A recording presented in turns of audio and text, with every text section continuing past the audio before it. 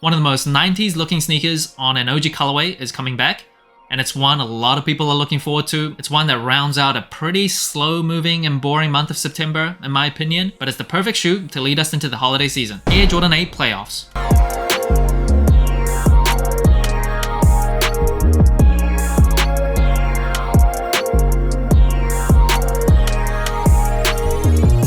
Jordan 8 Playoffs is releasing on September 30th for $210 in the United States. So it's the last big drop of the month, and it's probably, for me, the second best shoe of the month. I do have the Jordan 2 Black Cements #1. I just love that shoe. But this is probably the second most exciting drop of the entire month. And Michael Jordan originally wore the Jordan 8 during the 1992 to 93 NBA season. That was the last season before he retired for the first time. The Chicago Bulls won their third consecutive championship, beating the Phoenix Suns. And actually, this is the 30th anniversary of the Jordan 8.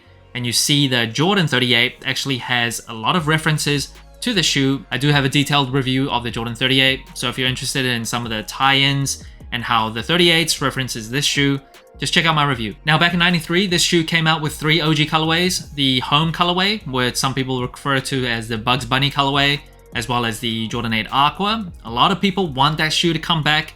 Michael Jordan only wore that shoe during the All-Star game that season. And in the playoffs, he wore this colorway, hence the name Jordan 8 Playoffs. And out of those 3, I think the Aqua is probably the best, but honestly, all 3 of them are really nice. Now, this shoe was designed by legendary designer Tinker Hatfield, and by this time, he wanted Jordan brand to stand on its own. So there's no Nike branding on this shoe, just a Jumpman. And would you look at that? The Jordan 8s historically hasn't been one of the more popular silhouettes, but I do feel like, because they don't drop very often, I do feel like the Jordan 8 is like creeping up in popularity. People have been kind of yearning for certain colorways of this shoe. This being one of them. The Aquas, obviously, as mentioned before. But of course, Jordan brand, they're gonna hold out, make us wait. At least we get this one. Now, the entire upper sole of this shoe, it is nubuck. Now, the overlays of this shoe, the nubuck does feel more synthetic. I can't tell for sure if it's like Durabuck, but when you touch it, when you run your hands over it, it does have that more synthetic feeling to it. Whereas that base layer nubuck, it does feel more like just traditional nicer nubuck. Actually, when you press down on it, it kind of almost feels like leather. And actually, when you look up really closely, you can see like this cracked leather aesthetic to it. I don't know if it's just like the grain of the nubuck leather coming through, but you can definitely notice it when you look up close. So the quality of the nubuck on the shoe, I feel like it's pretty average, nothing premium, but the overlays doesn't feel as nice as the touch in my opinion, but the base layer feels decent. And of course, on the lateral and medial side of the shoe, you see in this TPU material, this very distinct pattern of the Jordan 8, and it's in that white, red, and black Chicago colors. And easily the most distinct feature of the Jordan 8 is the straps. So Tinker Hatfield, who designed this shoe, he also designed the Air Raid. So that used straps as well. He designed the Air Max CB, the Charles Barkley shoe, that used straps as well. So he obviously was going for a certain look during that time. Now it's meant to provide more like lockdown around the midfoot area and more stability. Personally, I think this is a bit too much, just the straps alone. It's just, I'm a clumsy person, so when you give me these straps and I have to like lace the shoe as well, just too much for me. But it does look very unique, it looks cool, it's very 90s. So overall, just from an aesthetic point of view, do kind of dig it. I don't love it, I like it, but from a functionality point of view, there's just a bit too much going on for me. And you'll see the Air Jordan on the, I guess, Velcro part of the straps, and the number 23 right in the center of the straps. And that is about as 90s as you can get. Bold, kind of funky looking lettering. And the Jordan 8, generally it does come with that chenille texture on the tip of the tongue where the Jumpman is. And just like the Nike Air Flight Huaraches as well as the Jordan 7s, this shoe also comes with an inner sleeve. So in this neoprene material, I really like that material. It gives it a very snug fit, which I prefer. It makes the shoe more soft, and especially if you're like actually playing in this shoe, it just provides more snugness and tightness to the shoe. And I'll have more to say on size and comfort later, but I just really like this material. And not to mention the pattern that you see on the inner sleeve as well as on the inside of the tongue. It just all plays into, again, a very distinct looking shoe and the Jordan 8. Now, since we're talking about this area of the shoe, the pull tab does come in a red pull tab, which is the same as the 1993 OG version of this shoe. Back in 2013, they changed that to a black pull tab. As someone that just generally doesn't really like pull tabs, I don't really care if it came with a black or red pull tab.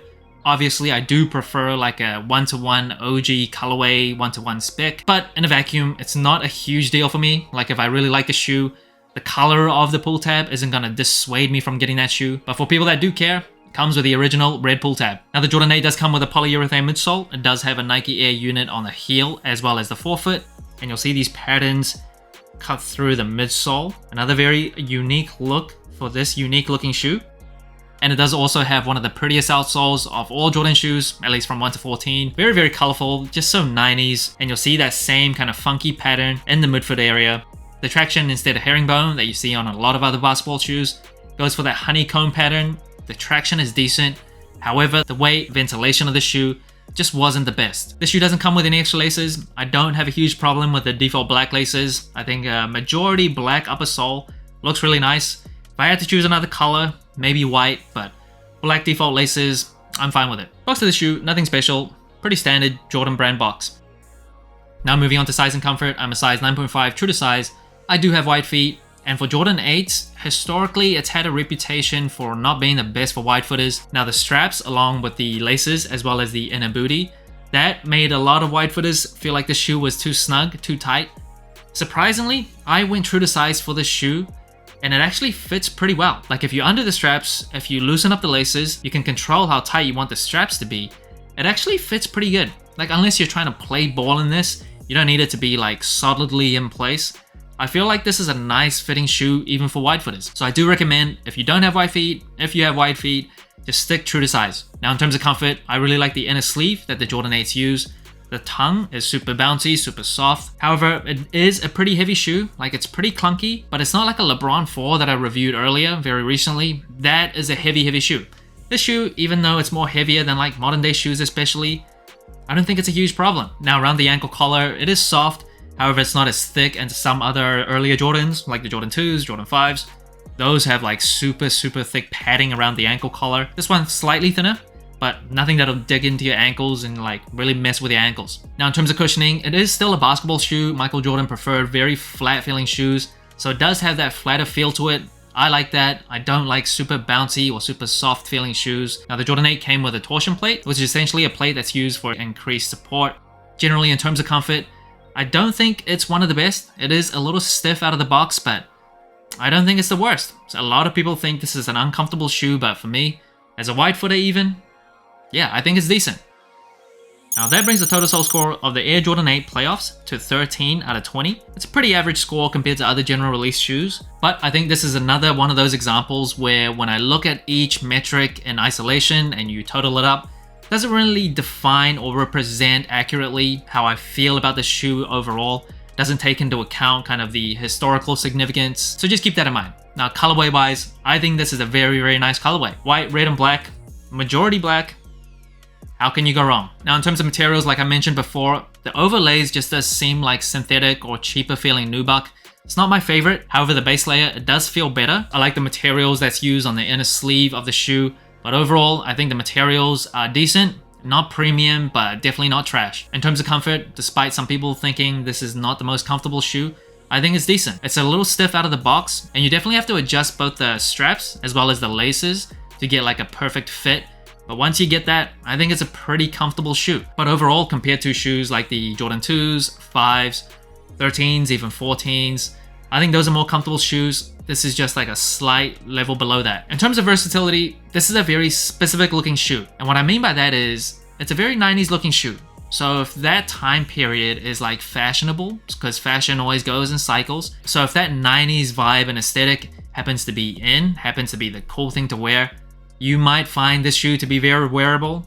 And in 2023, that retro 90s vibe, it is in. It is popular. People are looking for that type of look. But in a vacuum, with these straps, with the more athletic and basketball looking shoe, I don't think it's the most versatile Air Jordan. But when you actually put it on feet, this black colorway with black jeans, it actually looks pretty nice, casually. I don't love the straps functionally, but in terms of the aesthetic, I feel like it's bold, but in a good way. It's not like screaming ugly bold, like you're trying too hard or like trying to do too much. It's just different enough. I think it's a more versatile shoe than when you just like see it on images.